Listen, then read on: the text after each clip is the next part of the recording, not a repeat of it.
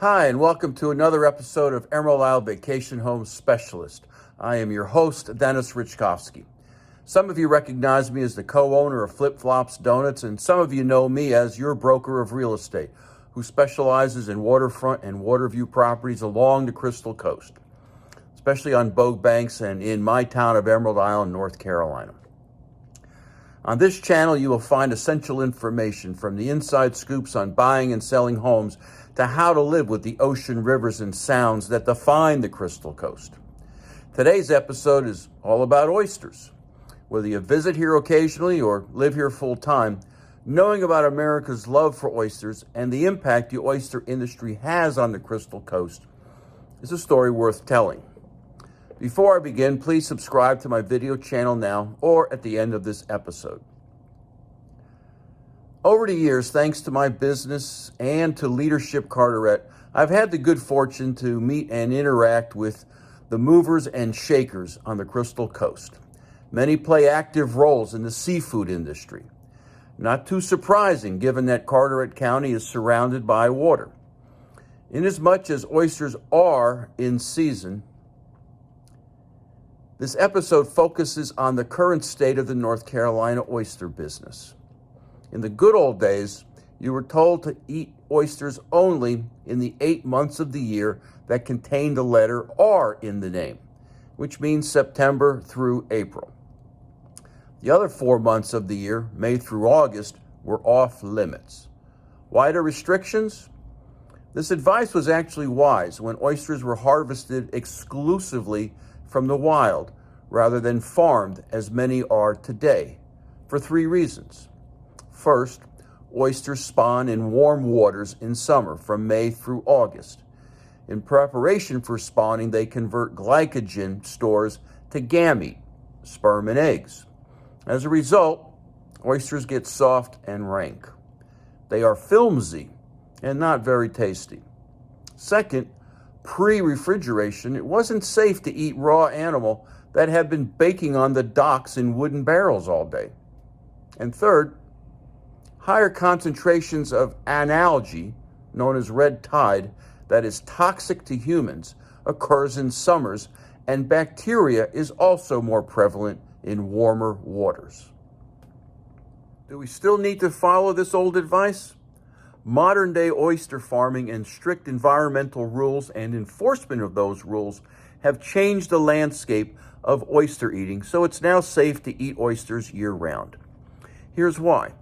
First, most farm-raised oysters are raised in cold waters.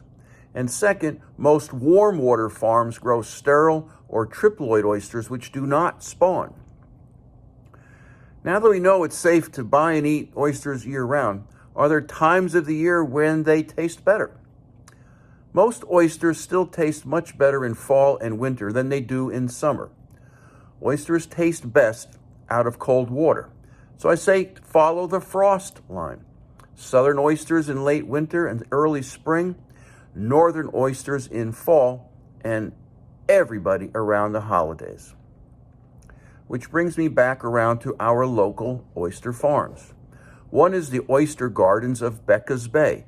Located near Cape Lookout, Bekah's Bay oysters are traditional tidal oysters and not downriver oysters. The great ocean flow and lack of large industry or farm runoff makes Bekah's Bay the ideal place for growing oysters and gives them their signature salty and sweet flavor and creamy texture. Self-proclaimed as the Napa Valley of oysters, Bekah Bay grows a sterile oyster which does not spawn, and thus it is able to be harvested year-round. Bekah Bay Oyster Company sells 2 different sizes of oysters, one being a petite measuring 2.5 to 3 inches, and the other designated as choice, which are larger than 3 inches. You can order online. Locals can pick up their oysters at Southern Salt Seafood Company and Waterfront Restaurant in Morehead City. For a small fee, Bekah Bay will deliver oysters to residents in Carteret and Craven counties. Too much trouble? Then visit Southern Salt Seafood or Catch 109 in MHC, or Moonrakers in Beaufort, or Table 9 in Atlantic Beach to sample Bekah's Bay oysters. Farm-raised oysters are grown in very controlled conditions. Tiny oysters as small as 1 millimeter are raised from larval oysters known as spats. These tiny seed oysters are placed in mesh bags, around 4,000 per bag. The bags are then strung and placed in the oyster garden in rows. It takes about 1 full year for a seed oyster to grow to market size. In that year, the oyster will need to be tumbled multiple times in order to knock off excess growth from the lip of the oyster so that it can grow a deep cup. The bags of oysters need to be split as the oysters grow, and since the oysters grow at different times, they are graded by size. The bags have to be cleaned and bags sizes changed out to allow the constant flow of nutrient-rich waters through the bags. This is a labor-intensive process, and many oysters are lost along the way. By the time the oysters make it to market, there will be anywhere from 150 to 200 oysters per bag. Maintenance on the oyster beds is frequent and complicated by weather hazards such as hurricanes. Once the oysters are ready for market, the bags are pulled in, the oysters are washed thoroughly, and then counted out 100 to a box. And you thought you had a challenging job.